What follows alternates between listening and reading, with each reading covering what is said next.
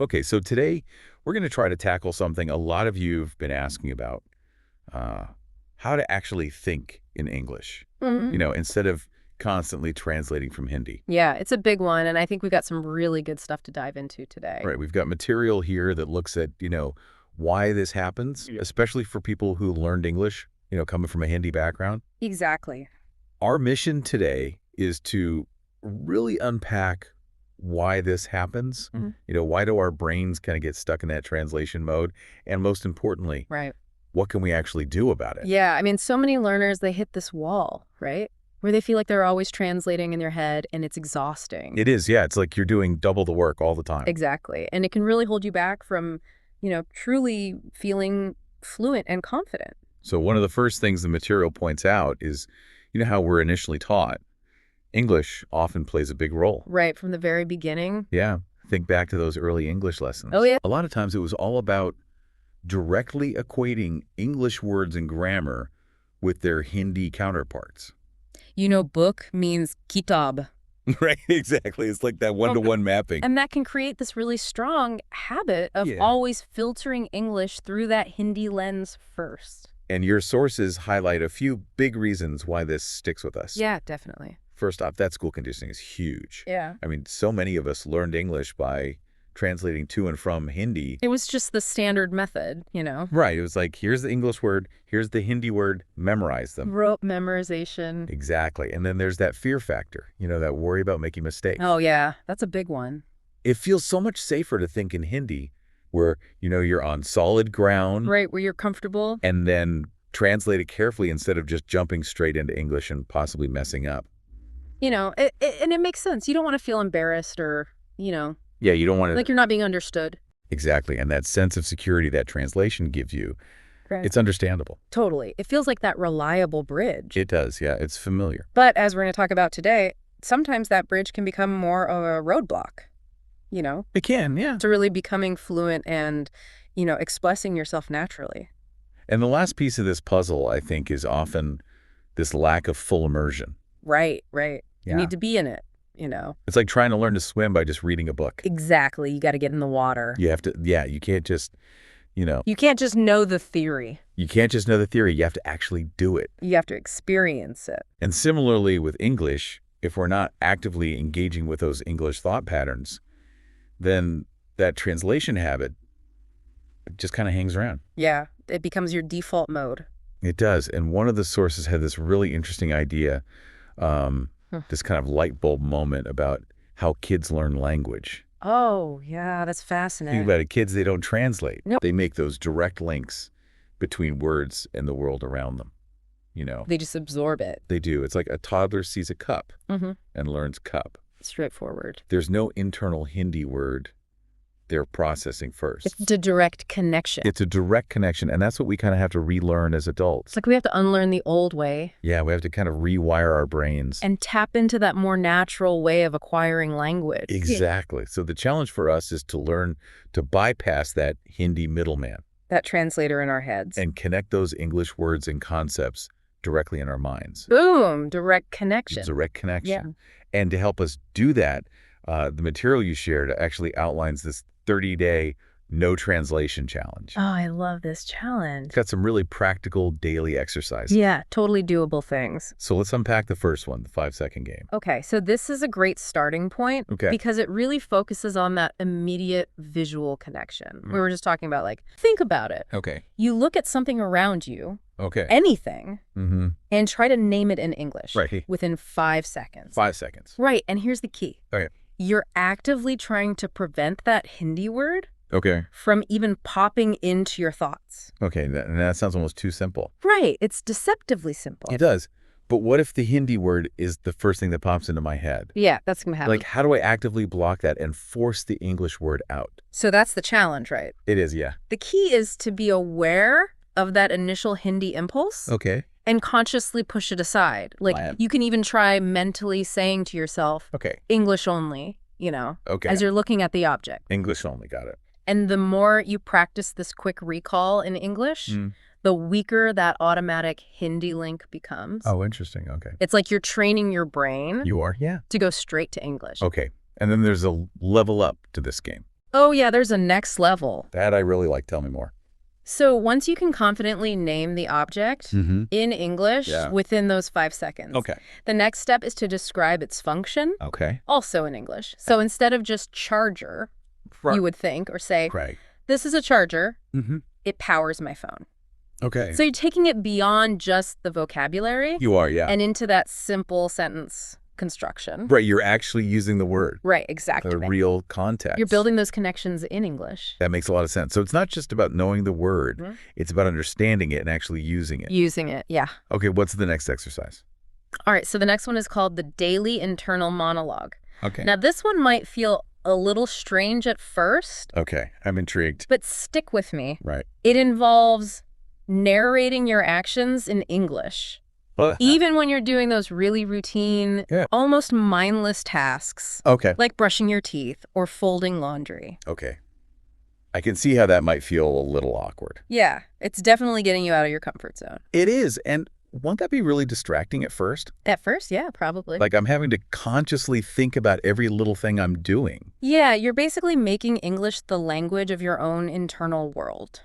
Oh, interesting. Okay. It's not just something you use when you're speaking to others. Right, it's like you're talking to yourself in English. Exactly. You're becoming your own English narrator. Right. So you're describing these everyday actions you know. Mhm. I'm opening the toothpaste. Okay. Now I'm brushing my left molars. Got it. Okay. You're essentially making English your brain's default setting for thought. So it's like constant practice Exactly. without the pressure of an actual conversation. Yeah, low pressure practice. I like it. Okay, so the third part of this 30-day challenge is dreaming in English. Oh, this is a fun one. Now that sounds a little out there. Can we actually control our dreams? Well, you can't exactly like script your dreams, you know? Right. But the idea here is more about priming your subconscious. It's Okay. like setting the stage. Got it. So the suggestion is to spend some time before you go to sleep visualizing your day, Okay. but you're doing it using simple English sentences Okay. to describe what happened or what you're looking forward to. Interesting. So it's like mental rehearsal in English. Exactly. It's gently nudging your brain to engage with English, Even when you're asleep. even when you're not consciously aware. Okay. That makes more sense. It's about setting the stage for your brain. Yeah, creating that English environment, even in your mind. So that was a 30-day challenge. Now let's talk about another key strategy you highlighted. Okay. Image-based learning. Ah, yes. This is a big one. This seems to be all about shifting how we build our vocabulary, you know, Breaking away from those lists. moving away from just memorizing those Hindi English word lists. Exactly. So instead of constantly going through that mental equation of book equals kitab, Right, right. the focus shifts to creating a direct link between the English word book Mm-hmm. and the actual image of a book or the concept of reading. So you're connecting the word directly to the meaning, Right. not through translation. And this is where picture dictionaries and visual aids become so valuable. They're gold. They are, yeah, potentially even more so than those traditional bilingual textbooks. I mean, those have their place. They do. But visuals are so powerful. And the suggestion to use resources like Google Images is so practical. Right. It's right there on your phone. It is, yeah. You can instantly see all these different visual representations of a word, Mm-hmm. which must really help solidify that direct connection. It's like you're creating a mental picture dictionary. You are, yeah. And the material also recommends watching silent explainer videos, Oh, yeah. Those are great. like those videos that show how things are made, but without any narration. Silent films for the modern age. So how does that help? Well, it forces you to really engage with the visuals, you know, and create your own internal English narration. Oh, interesting. So you're seeing the process, Mm-hmm. and your brain's trying to label and understand it in English Okay. without relying on a spoken explanation in Hindi. So again, you're bypassing that translation step. Exactly. You're building that direct connection. And there was a really clear example about how to shift away from that direct translation practice. Mm-hmm. So instead of just learning book equals kitab, Right. you're encouraged to associate book with, say, a book emoji. Oh, I love that. And the phrase, I love reading books. So you're adding context. Right. It's about building that web of meaning in English. Yeah, it's not just a single word anymore. It's not. It's like a whole network of associations. It's a rich tapestry. It is. It is. And there were also suggestions to explore English visual dictionary apps. Those are fantastic. Are those actually useful? Absolutely. They're organized by themes, so you learn related vocabulary together, Ta-da. all tied to visual representations. So again, it's reinforcing that direct image-word connection. It's all about building those connections. Makes perfect sense. Yeah. The next strategy is the first thought English rule. Ooh, this is a powerful one. This sounds like it's about training our brains for those quick automatic responses. That's exactly it. It's about making a conscious effort Okay. to have your very first thought be in English Okay. when you're responding to common questions or encountering everyday situations. So when someone asks, "How are you?" Right. you actively try to think, "I'm good." Okay. Instead of automatically going through main hun in your head first. Oh, that's tough. It is. It takes practice, but it's so worth it. And I like the idea of using English-only sticky notes as visual reminders. Oh, yeah, those are great. So putting up notes with phrases like time to work or let's eat around your home or workspace. It's like creating an English-speaking environment. It is. Even when you're alone. Yeah. And there's just these constant visual cues to stay in that English thinking zone. They're little nudges. Oh, yeah. To keep your brain on track. And the material included this kind of emergency brake. Oh, yeah, for when you catch yourself slipping. Yes.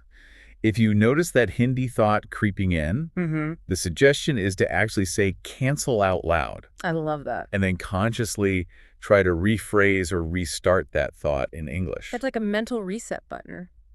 It is. Does that really work, saying it out loud? You'd be surprised. Okay. It's about interrupting that automatic thought process. Oh, interesting. And giving yourself a moment to consciously redirect your brain. So it's like that physical action. Yeah. It makes the effort more tangible. Yeah, I like it. Yeah. All right, so now let's move on to these real-life immersion hacks. Yes, let's get immersed. These are all about making English your go-to language. Yeah, your default setting. In as many parts of your daily life as possible.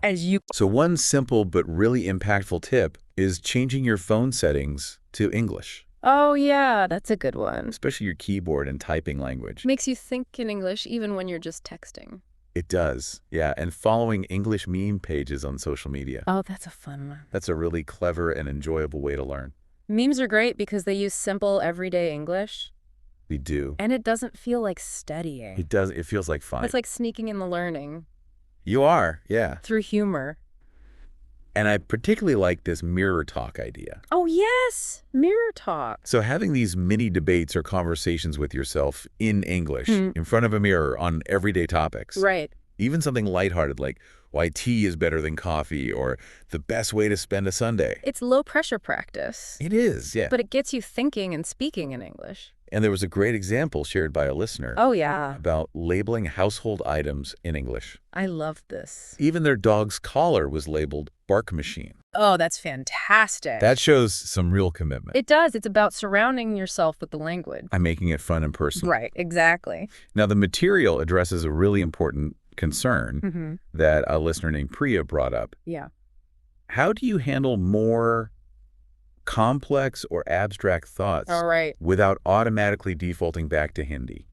That's a tough one. It is. But there's a strategy for that, too. There is. Okay. It's called the 3-word rule. Okay. The 3-word rule. I like it. And it's a really practical stepping stone for bridging that gap between Hindi thought and English expression. Okay. So the first step, as Priya suggested, is to allow yourself to think the main idea in Hindi. All right. So you acknowledge that initial thought in your native language. Yeah, you're not fighting it. You're not. You're acknowledging it. Okay. What's the next step? Okay, so then you consciously try to distill that complex idea down to just 3 essential English keywords. 3 English keywords. Think of them as anchors for your English thought. Got it. So you're grabbing those core concepts in English, and then what? Then you build the full English sentence or thought around those 3 keywords. So you're using those keywords as a framework. Exactly. It's like a scaffolding. To construct that more complex English thought. You're building it up piece by piece. That sounds like a really manageable way to transition. It is. It's about breaking it down. It is. Yeah. And it's not asking you to immediately think in perfect English for those really complex ideas. No, it's a process. It's giving you a process to get there. Right. It's a gradual training. And finally, the material emphasizes something so important. Yeah, this is key. I think we all need to hear this when we're learning a new language. You're all learning. We are. And that's progress is greater than perfection. So true. It's so crucial to acknowledge and celebrate. Yeah, Every time you resist that urge to translate, those little victories. even in small, seemingly insignificant instances, They all add up. they do. Every little bit helps your brain to rewire itself. You're creating new pathways, You are. strengthening those English connections. So looking ahead, we've got a little sneak peek for our next deep dive. Ooh, a teaser. We're going to be talking about how to build a native-like accent. That's going to be interesting. And it's really important to clarify that this isn't about trying to sound like someone from a specific ethnicity. No, not at all. It's more about pronunciation, intonation, and just overall clarity. And being understood. Exactly. It's Yeah. about developing a more natural flow when you speak English. Right, and expressing yourself confidently. Without losing your own unique voice. Exactly. Your voice is important, It is. but you can refine it. And we're wrapping up today with a fantastic mindset mantra. I love this one. Hindi is my heart. Mm, English is my voice. beautiful. Both can flow without a dictionary. It's about embracing both languages. It is. You don't have to choose. Yeah. You can honor your native language Mhm. and still become fluent in English. It's about finding that balance. And recognizing the value of both. And just a few thoughts on how we can keep this conversation going. Yeah, let's make it interactive. We were brainstorming some ideas like a worst translation fail contest Oh, I love that. where you guys can share your funny or memorable Yeah, mistranslations. we've all had them. We have, yeah. Or maybe a 7-day word association challenge with daily themes That's a good one. to really build those direct links. Yeah, getting those connections firing. Or even featuring a guest who's a polyglot That would be fascinating. to talk about how multilingual brains navigate switching between languages. That's a whole other level. It is, yeah. Amen. Lots of exciting possibilities for future deep dives. I'm excited. Well, that brings us to the end of our deep dive into breaking free from mental translation. Thanks for joining us. We really hope these practical tips and insights help you on your journey to thinking more directly in English. Keep practicing and remember progress over perfection. Thanks so much for joining us. See you next time.